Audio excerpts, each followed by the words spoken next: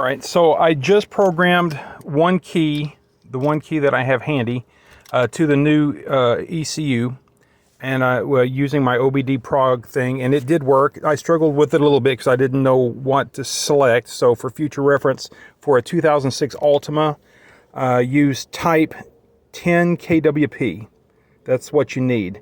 Then you will be given the choice of two pin codes. You'll use the old pin code, not the new one. The new one is for newer models. Use the old pin code and it will just work. So let's show you that this key here now should start the car. So there you go.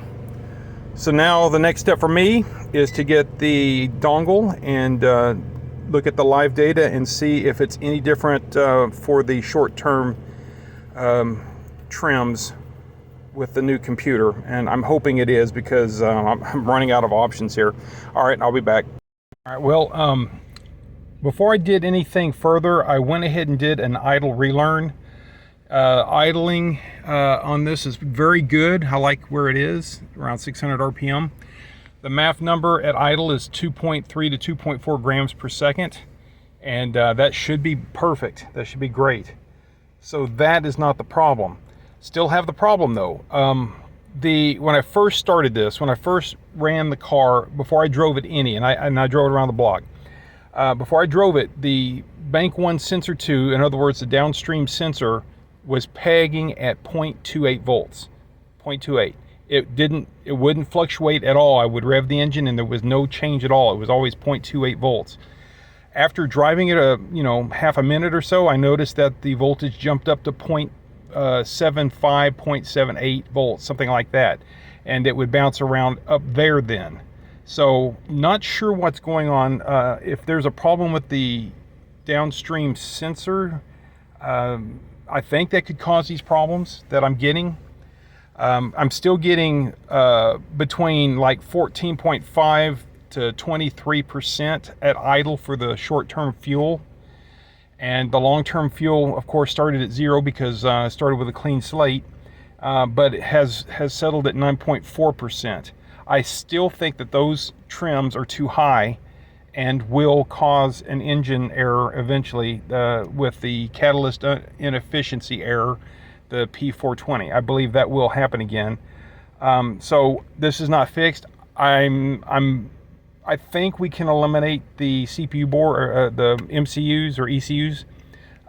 The new one and the old one are doing similar numbers with the short-term and long-term fuel trims.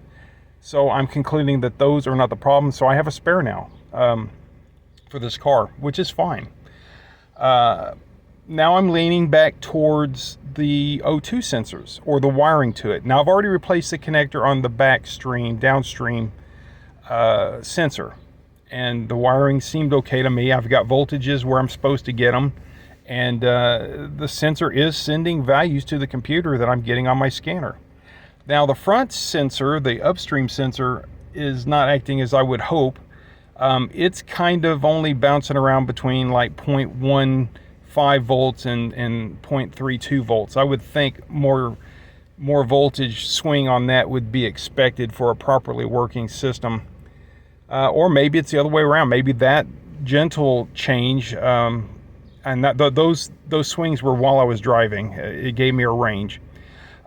Maybe that's good, and it's the backstream, the voltage is swaying too much there. I'm not sure. The only thing I can compare against is a 1997 Altima, my son's car, and those voltages are low at idle, and if you rev the engine, they go up to 0.6 volts or something. So more consistent with what I would expect. I mean, what else can it be? I've replaced the computer and the wiring seems okay. It must be the sensors. Do I have to get Nissan sensors? Do I have to pay a couple $100 each to fix this? Anyway, if you have any information on this, please post in the comments. I think that's all I can do except for try replacing the O2 sensors again. Let me know if that's what you think I should do. I think that's it for this video. Thanks for watching. I was wrong. I discovered one other thing I need to report. With the new ECU installed, I'm getting two lock code errors, P1610, P1611. I can only assume that's because the VIN number doesn't match the rest of the car, like the body control module. So it's probably, I don't know, and I would have to have the unit reprogrammed, and it's going to probably be more than I would like to pay to do that. And I don't think my OBD2 prog unit can do that. That was something I was looking for, but it didn't give me the option to set the VIN number. So yeah, so new things for me to research. I don't think that's the reason the emissions won't pass, though.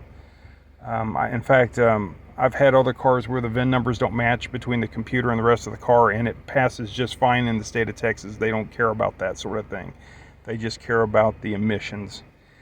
Anyway, that's it. Just in case you decide to swap ECU like I did, expect to get that P1610 and P1611 error codes.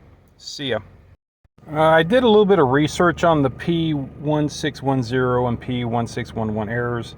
Those get triggered when you try to start the car 5 or more times with a wrong key, with a key with a wrong code with respect to the computer. So earlier when I was trying to start it and trying to start it and trying to start it, and it wouldn't because the key wasn't programmed yet, that's what triggered that, those two codes. So I disconnected the battery for 20 minutes and I put the battery back on. I started the car again. I went through the testing, and the error codes are now gone. I didn't even have to clear them. Just unplugging the battery for 20 minutes cleared them. I've started the car with the new key, with the new program. Well, it's the same. It's the old key. Just, you know, it's been programmed and now starts the car. The error codes are not returning. So on a 2006.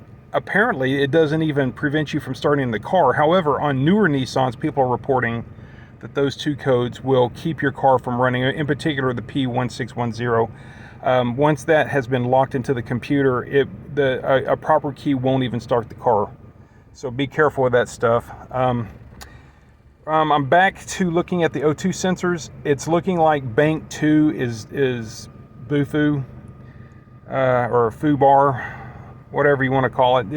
It is not responding at all. It is at 0.28 volts, and regardless of whether I rev the engine or not, it does not vary even a tenth of a volt. It doesn't vary at all. So I'm thinking that sensor is causing my problems. I am seeing 25% pegging of the short-term rail, short-term fuel trim numbers again. So yeah, I'm leaning towards oxygen sensors and not the CPU and not the ECU. I'm going to leave this new ECU in though for now. If I can figure out how to fix it with it, then I may put the old ECU back in, just because then the VIN numbers will match. Right now the VIN numbers aren't matching, and it apparently isn't affecting how the car operates. It seems to be fine with it.